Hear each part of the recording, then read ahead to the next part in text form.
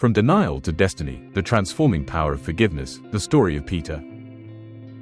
It was late at night in the Garden of Gethsemane. A cold wind blew across the Mount of Olives as darkness seemed to close in around the disciples. The air was heavy with uncertainty. Moments earlier, Jesus had told them what they never imagined they would hear, that one of them would betray him and the others would scatter. But Peter, bold and confident, declared without hesitation, "Even if all fall away on account of you, I never will." Peter's words were spoken with passion, but they carried the weight of human pride. He meant them, no doubt. He was ready to fight, even to die, or so he believed.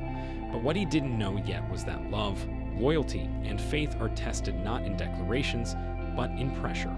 And Peter was about to face a pressure he had never known. As Jesus was arrested and led away by soldiers, Peter followed at a distance.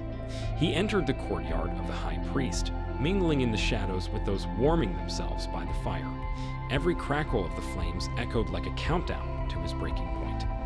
A servant girl noticed him. "You were with Jesus of Galilee," she said. Peter panicked. "I don't know what you're talking about," he replied. It was the first denial. Another recognized him. This fellow was with Jesus of Nazareth. Again, Peter denied it, this time with an oath. "I don't know the man." Moments later, a group insisted, "Surely, you are one of them. Your accent gives you away." And then came the third denial, this time louder, more desperate, laced with curses.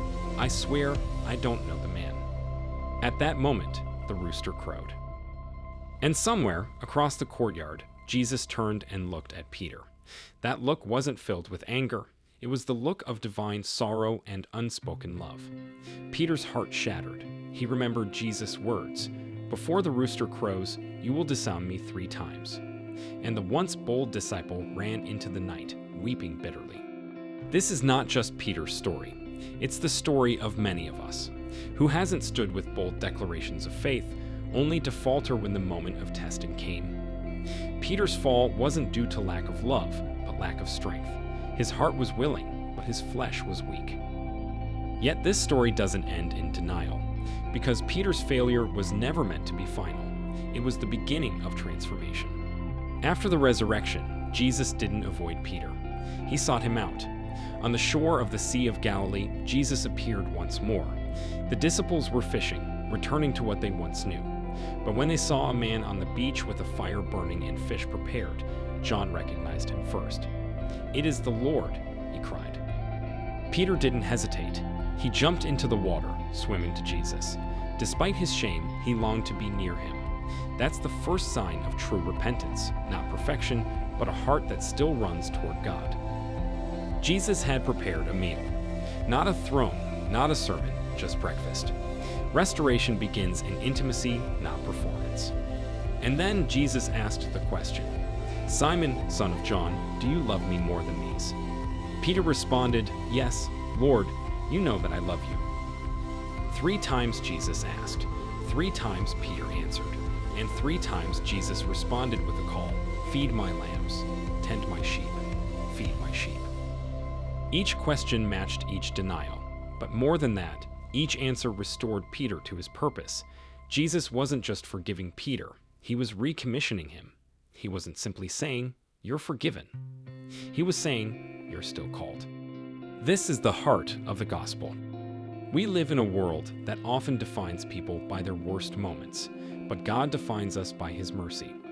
Peter didn't lose his destiny because he fell. He found it in the process of being broken and remade. The same Peter who denied Jesus became the one who preached at Pentecost. The same Peter who fled in fear stood boldly before crowds and declared that Jesus was Lord. What changed? It wasn't Peter's strength, it was his surrender.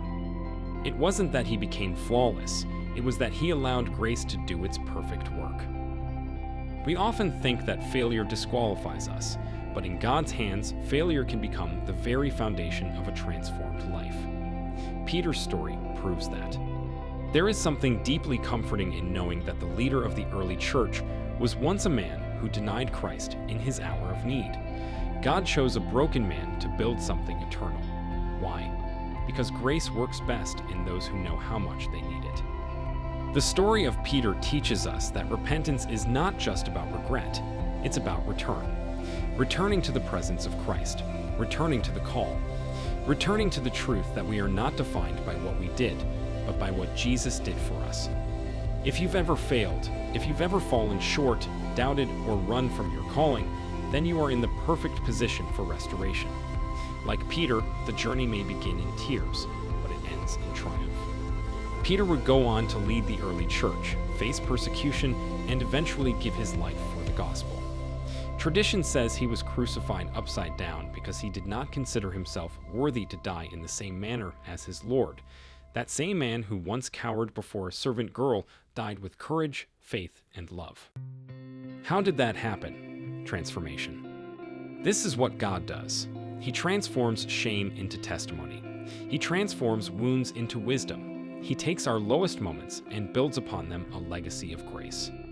So ask yourself today, what fire are you warming yourself by? What denials have echoed in your life?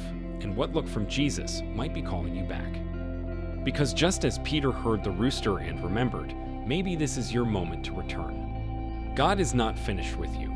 Your destiny is still alive. Your calling is not canceled. Jesus is still on the shore, still preparing the fire, still calling you by name. You are not disqualified. You are being reshaped. May the story of Peter remind you that no failure is final in the hands of God, that divine love reaches deeper than our sin, and that the greatest leaders are often those who have walked through the valley of regret and emerged clinging not to their own strength, but to the grace that transforms. If this message stirred your heart, don't keep it to yourself. Share it with someone who needs to know that God still restores. And may you walk forward today not with the weight of shame, but with the confidence that comes from being forgiven, loved, and sent again.